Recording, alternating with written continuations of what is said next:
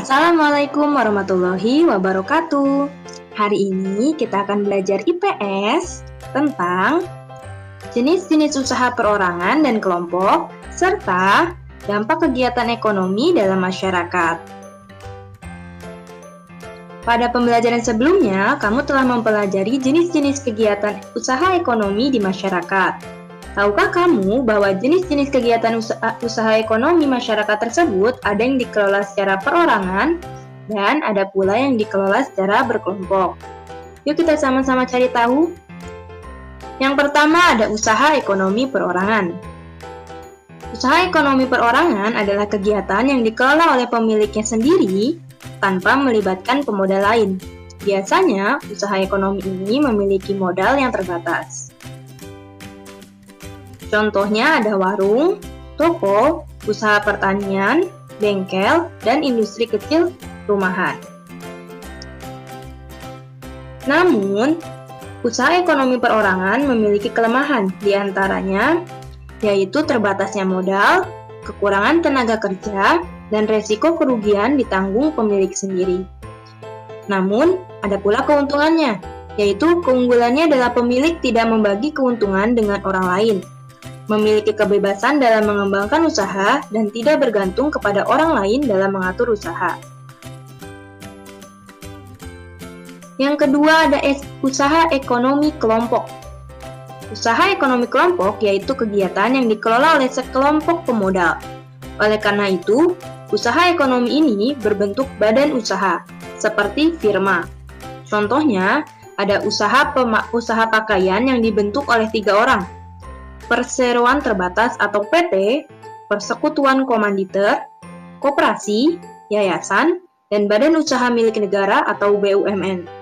Setiap hasil yang diperoleh perusahaan dibagikan kepada para pemilik perusahaan. Para pemilik modal bisa langsung mengelola usahanya ataupun tidak. Contohnya, seorang pemilik saham PT XYZ tidak ikut mengelola usahanya. Beliau membayar karyawan-karyawan untuk mengelola perusahaannya.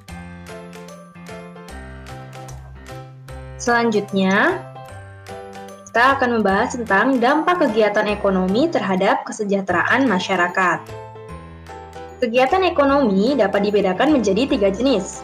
Yang pertama ada produksi atau pembuatan, yang kedua distribusi atau penyaluran, dan yang ketiga ada konsumsi atau pemakaian.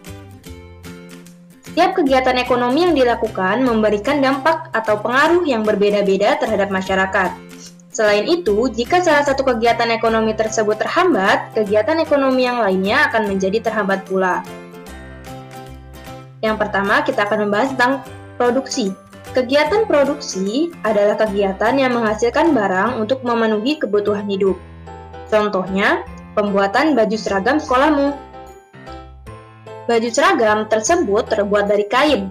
Kain berasal dari tanaman kapas. Sebelum menjadi kain, kapas diproduksi menjadi benang. Lalu, benang-benang tersebut ditenun menjadi kain di pabrik tenun. Kain-kain tersebut dipotong dan dijahit menjadi pakaian seragam sekolah. Jika kamu cermati proses produksi tersebut, terdapat proses pengolahan bahan mentah yaitu kapas menjadi bahan setengah jadi yaitu benang, dan menjadi bahan jadi yaitu kain dan pakaian. Orang yang melakukan kegiatan produksi disebut produsen. Kegiatan produksi berdampak langsung terhadap kesejahteraan produsen, yaitu keuntungan yang diperoleh dari kegiatan produksi digunakan untuk memenuhi kebutuhan hidupnya dan menjaga kelangsungan kegiatan produksinya. Yang kedua ada distribusi. Setelah barang diproduksi, kegiatan ekonomi selanjutnya adalah menyalurkan atau distribusi barang-barang tersebut kepada konsumen atau pemakai. Orang yang melakukan kegiatan distribusi disebut sebagai distributor. Contohnya, pakaian seragam yang telah jadi dipasarkan atau dijual kepada toko-toko perlengkapan sekolah. Kegiatan ini disebut distribusi tidak langsung. Jika barang dijual kepada orang tua yang membutuhkan seragam untuk anak-anaknya atau konsumen, maka distributor disebut melakukan kegiatan distribusi langsung. Jika kegiatan distribusi lancar, keuntungan akan didapat oleh produsen dan distributor. Sebaliknya, Jika kegiatan distribusi terhambat, penjualan juga terhambat sehingga mengurangi keuntungan yang diperoleh. Yang ketiga, kita akan membahas tentang konsumsi. Barang-barang hasil produksi akan dimanfaatkan atau dipakai oleh konsumen. Kegiatan ekonomi ini disebut konsumsi. Contohnya, baju seragam yang telah dibeli oleh konsumen, yaitu oleh orang tua murid dan siswa, yang digunakan untuk pergi ke sekolah. Kegiatan konsumsi barang yang ada memberikan manfaat langsung dan tidak langsung terhadap konsumen. Contoh manfaat langsung yang dirasakan oleh konsumen adalah saat mengkonsumsi makanan dan minuman. Konsumen akan merasa kenyang dan puas terhadap makanan dan minuman tersebut. Contoh dampak tidak langsung yang dirasakan oleh konsumen adalah membeli kompor untuk memasak makanan yang akan kita makan. Secara umum, kegiatan konsumsi memberikan kepuasan untuk mencapai kehidupan yang sejahtera. Nah, kamu telah memahami berbagai kegiatan dalam usaha ekonomi dan dampaknya bagi masyarakat. Sekarang, perhatikan gambar-gambar berikut ini.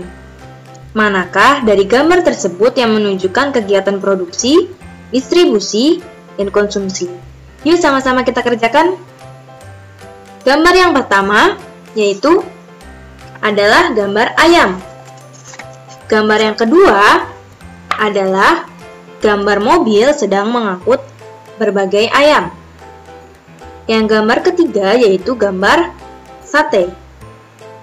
Nah, dari ketiga gambar tersebut, gambar yang pertama adalah termasuk ke dalam produksi. Mengapa?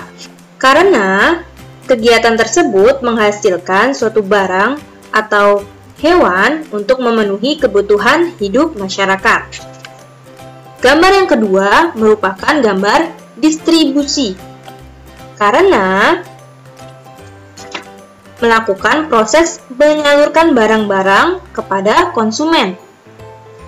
Dan gambar yang ketiga yaitu termasuk ke dalam proses konsumsi, yaitu dapat dikonsumsi atau bermanfaat bagi masyarakat. Terima kasih, semoga bermanfaat. Jangan lupa subscribe dan like video ini ya. Terima kasih. Wassalamualaikum warahmatullahi wabarakatuh.